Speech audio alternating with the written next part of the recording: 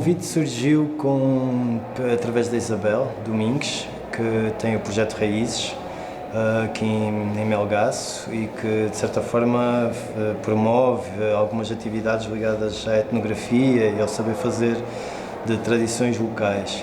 Ela estava a fazer esses projetos de fotografia só e na altura a Isabel convidou-me para fazer um trabalho. No início era sobre a croça, senti logo ali uma boa conexão quando conversámos e principalmente quando vi as coisas, não é? Quando vi o objeto que ia filmar, não é? Quando vi a croça, quando vi os cruzes. Pronto, e aquilo que eu senti, como eu disse também há pouco, aquilo que eu senti foi que eu trabalho muito com as temáticas da ruralidade, da etnografia, da arqueologia, da história e questões e sou muito sensível a coisas que, de certa forma, e a temas que estão em vias de desaparecer. Ou seja, isso costuma-se chamar um pouco etnografia de salvaguarda. Só que isto são temas que vêm muito do lado da etnografia técnica, não é? E a minha área vem muito mais do cinema, da fotografia, do documentário.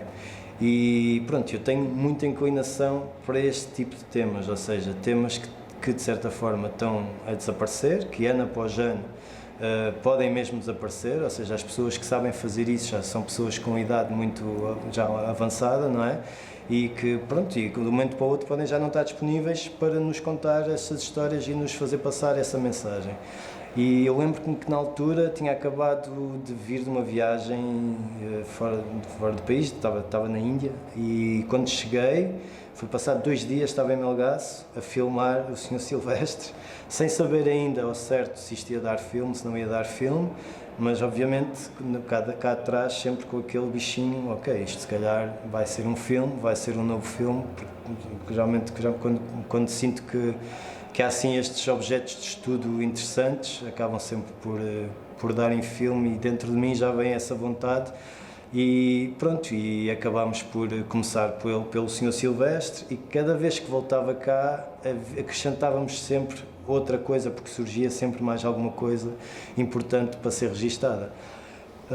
Até que aquilo já estava mais que identificado, que haviam muitas coisas para falar, muitos temas à volta da questão da transumância, do brandeiro, da questão da branda, das inverneiras, ou seja, dessas movimentações que existiam antigamente e que hoje em dia já são diferentes, não é?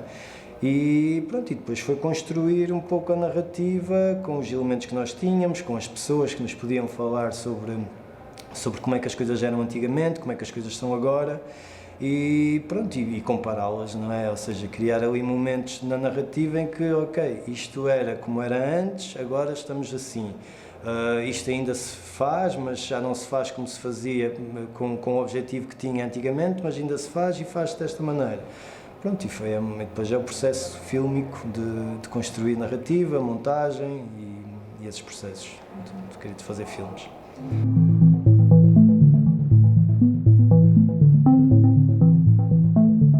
O filme até tem vários formatos, não é? Tem o formato 16:9 e depois tem o 2:35, se não me engano, mesmo para separar o que é passado ou recriação, não é? E o que é presente.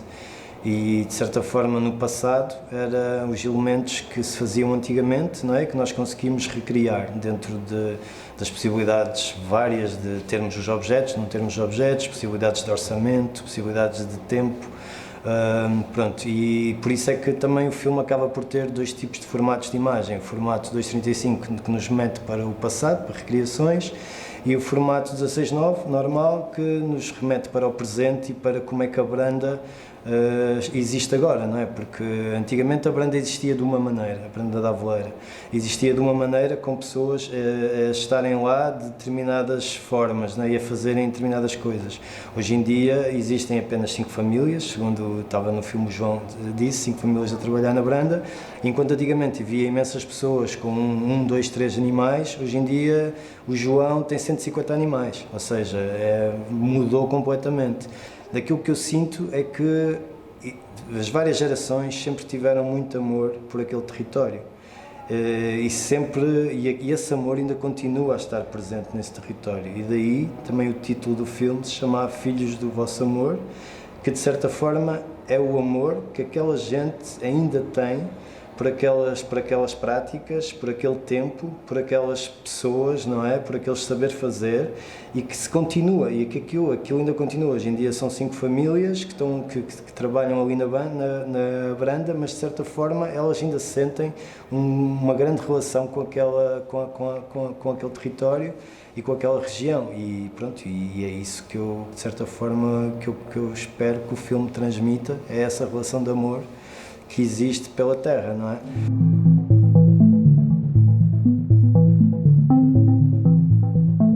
Existem várias palavras-chave para definir o documentário, não é? E essas palavras-chave eu compreendo-as como necessárias de existirem, porque elas tentam definir e tentam albergar aquilo que nós, realizadores, tentamos fazer quando estamos a filmar documentário, que acaba por ser uma zona ali às vezes um pouco meia híbrida do cinema, meia indefinida, mais indefinida do cinema. Mas para mim, para além o mais importante do que às vezes essas palavras que tentam definir o documentário, aquilo que quando eu estou no set para mim é importante são as relações humanas que tu vais construindo com as pessoas e com o meio que está à tua volta. É essa relação humana que tu vais construindo e essas relações humanas que tu vais abrindo, que te vão abrindo as portas, não é? Para que tu vais conseguindo construir o filme e que tu vais conseguindo entrando em outros níveis de intimidade, não é? E das pessoas te mostrarem coisas que são realmente únicas, não é? E pronto, e para mim aquilo que é muito importante, e por isso é que eu também mencionei, houve uma frase que quando acabei este filme me surgiu, que é: o documentário também é o tempo que as pessoas nos dão para que as possamos filmar. E se estas pessoas não me tivessem dado o tempo para que eu as pudesse filmar, ou seja, se o Sr. Silvestre não me tivesse permitido que eu estivesse ali a filmar a crosta, se o Ricardo não me tivesse permitido andar a fazer de brandeiro para eu ter aquelas imagens, se a Dona Anésia não tivesse feito os corujos, se não houvesse essa abertura da parte delas, o documentário não existia, não é? Então, eu acho que primeiro que tudo é importante esse nosso posicionamento enquanto seres humanos num território que me era completamente novo, não é? E que eu tinha que percorrer, não era um caminho que eu tinha que percorrer.